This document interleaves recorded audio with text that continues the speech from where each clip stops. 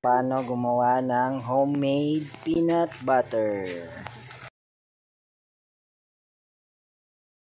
Yan, niluto niya sa uling ang peanut.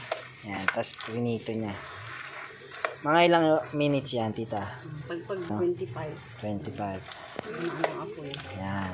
So, wait natin kung paano, titingnan natin kung paano gumawa ng peanut butter. Next step niyan, tita. Muna sa patutuloy ng kaunti. Oh, i-strain natin siya, no? Yan. Yun, no? Haluin ano lang yung margarine sa asukal. Yun. Margarine, asukal. Milk na. Mainit sa ano. Yan. Napakasimple lang pala gumawa ng peanut butter. Hindi pala complicated. Homemade peanut butter. Yan. Pero masarap na yan, no? Lagyan mo na lang ng asin. Pwede nang kainin yan. Okay, yan. Next step, put sugar and margarine. Ayan. Lalagyan na natin ng margarine. Or pwede din bang butter, tita? Oo. Ayan, pwede rin siyang butter, pwedeng margarine, depende sa ano nyo, sa gumagawa. Gagawa ng peanut. Bakit sa inyo, tita, star margarine ang gusto nyo? Ano kasi yung talagang nilalagay sa peanut, ito star margarine.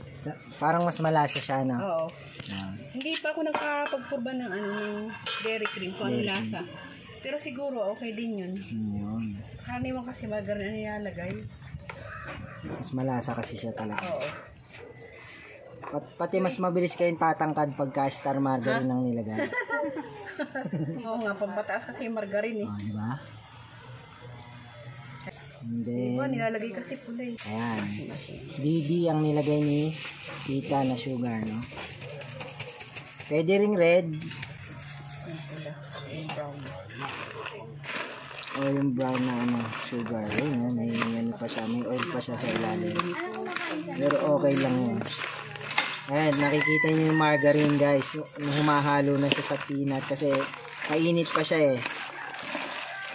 Ayun, no? Ito namin. Ayan, guys, oh.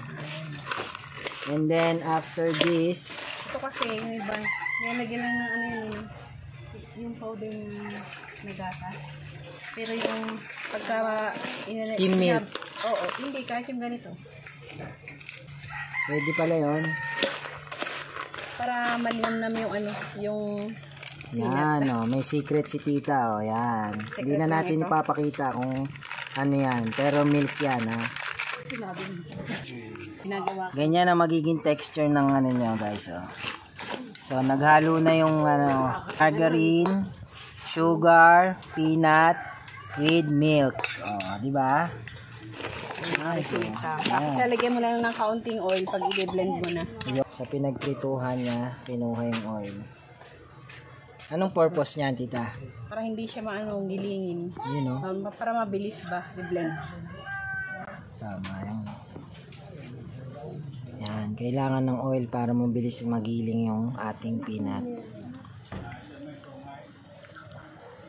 Ano naman lalato kang kilo.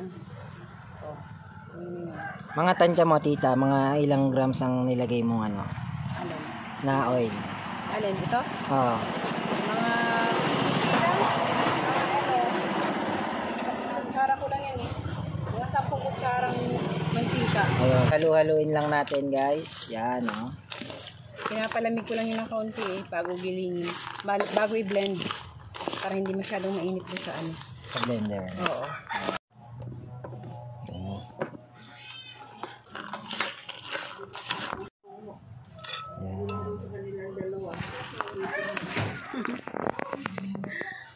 Ahin mo natin konti lang.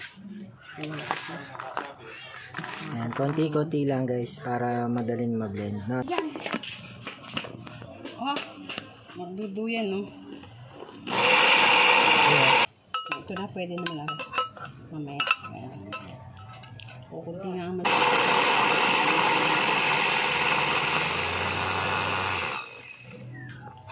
Nitigas siya, guys, para mahalo yung ilalim. Sana. Doon nga yun, ipi.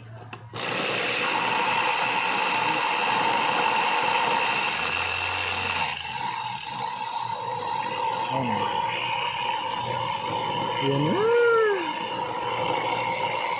Ayan na, halo na sa ilalim. Peanut butter is coming.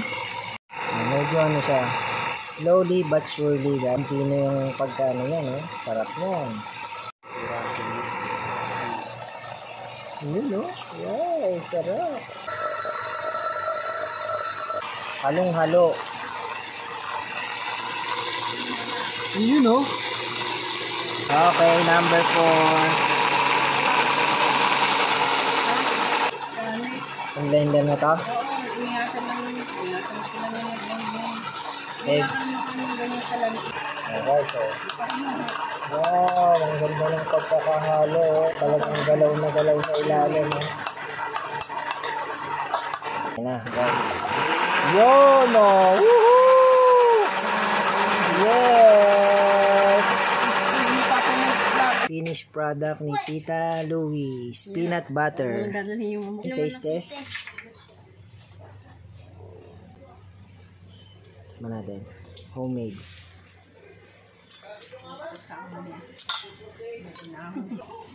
Ang sarap, guys.